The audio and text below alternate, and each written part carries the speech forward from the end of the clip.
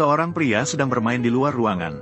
Secara tidak sengaja menemukan kepala truk trailer di pinggir jalan. Setelah melihat lebih dekat, dia baru tahu. Ternyata ini adalah truk Kenworth W900 dari tahun 1981. Dari warna cat mobil dan sulur tanaman yang melilit, tidak sulit untuk melihat. Truk ini seharusnya tidak terlalu lama terparkir di sini. Bruce bertanya-tanya sedikit. Truk ini telah dimiliki oleh dua pemilik sebelumnya. Sekarang milik seorang penebang kayu bernama Ricky yang tinggal tidak jauh dari situ. Dia membelinya 40 tahun yang lalu untuk mengangkut kayu. Sekitar 20 tahun yang lalu. Karena alasan kesehatan, pekerjaan menebang kayu terpaksa dihentikan. Sejak saat itu, truk ini sudah terparkir di sini. Untuk bisa menghidupkan truk ini, hal pertama yang harus dilakukan adalah membuka kap mesin. Melihat bahwa pengunci kap mesin dalam posisi terbuka, maka bisa dengan tenang memindahkan kepala truk. Dari saat pertama kali memegangnya, dia merasakan beratnya yang penuh. Bahan kap mesin tidak seperti kap aluminium pada truk Peterbilt, melainkan lebih mirip dengan fiberglass. Bahan ini lebih berat, dan ketahanannya terhadap benturan juga lebih baik. Di bagian bawah kap mesin terdapat sebuah mesin diesel Cummins 350. Meskipun sekarang tampak kecil, bernoda, dan kompang camping, tetapi sebenarnya selama tidak ada masalah pada jalur, mesin pembakaran dalam ini umumnya dapat dinyalakan. Buka pintu mobil, kuncinya juga ada di dalam. Karena saat parkir di sini, jendela terbuka. Jadi sekarang Tank One sudah menyentuh kokpit. Dapat dikatakan bahwa ini adalah sepenuhnya tanggung jawab pemilik mobil. Selanjutnya adalah kotak aki di belakang kabin. Seperti yang diperkirakan dalam hati, pastinya tidak ada baterai. Kemudian dia juga di mobilnya mengambil sebuah baterai 12 volt. Bruce juga tahu, baterai ini pasti tidak cukup. Dia berpikir bahwa selain baterai ukuran normal ini, juga membutuhkan baterai berukuran besar untuk berfungsi. Karena terburu-buru kali ini, dia tidak membawa pembersih kabel baterai dan sikat kawat. Jadi dia hanya bisa mencoba menyambungkan kabel aki terlebih dahulu. Nanti jika ada masalah, baru diatasi. Setelah baterai ini dipasang, bisa memutar kunci, mendengar suara bel berbunyi, menunjukkan bahwa koneksi kutub positif dan negatif sudah benar. Selanjutnya adalah saatnya baterai berukuran besar, karena ada jalur kutub positif dan negatif dari baterai sebelumnya.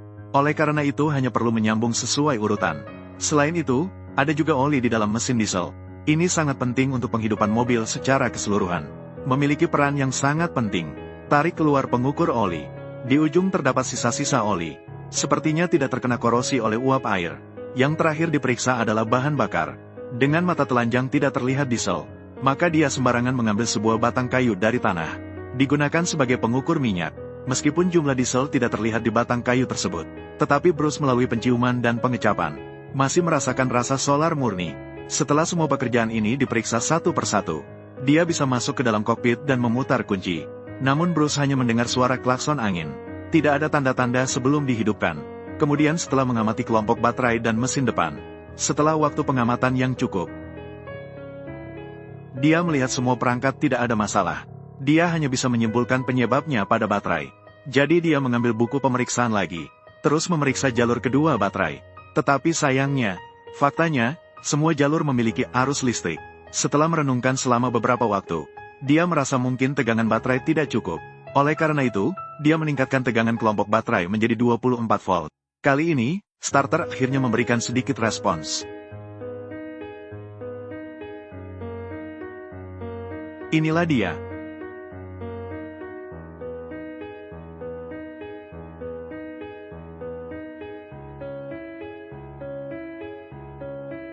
Mungkin inilah daya tarik mesin pembakaran dalam. Meskipun sudah 20 tahun tidak dinyalakan, namun tetap bisa menghasilkan suara yang tiada bandingnya. Setelah berhasil dinyalakan, hal pertama yang dilakukan adalah memeriksa kondisi tekanan oli. Karena tekanan oli yang terlalu tinggi atau rendah, dapat menyebabkan mesin diesel aus dan rusak. Untungnya, indikator menunjukkan sekitar 40 pon. Dalam kondisi normal, tekanan udara yang sama pentingnya dengan tekanan oli juga perlahan-lahan meningkat. Namun, dari indikator, tidak sulit untuk melihat. Yang masuk pasti tidak sebanyak yang bocor. Selanjutnya, setelah mengikat baterai, kita bisa menguji peralatan lainnya. Sulit untuk membayangkan seberapa kuatnya mesin dari abad lalu. Untuk menghidupkan truk tahun 1981 ini, kita juga perlu mengisi udara di ban depan kanan. Dan dia juga sudah menghubungi sebuah mesin pengangkat untuk membantu. Jika tanpa bantuan mesin pengangkat, mobil ini akan terus terjebak di dalam lubang. Dan dengan adanya mesin pengangkat di belakang, roda belakang pun tidak mengalami tekanan. Akhirnya hanya bisa diseret mundur menggunakan rantai besi.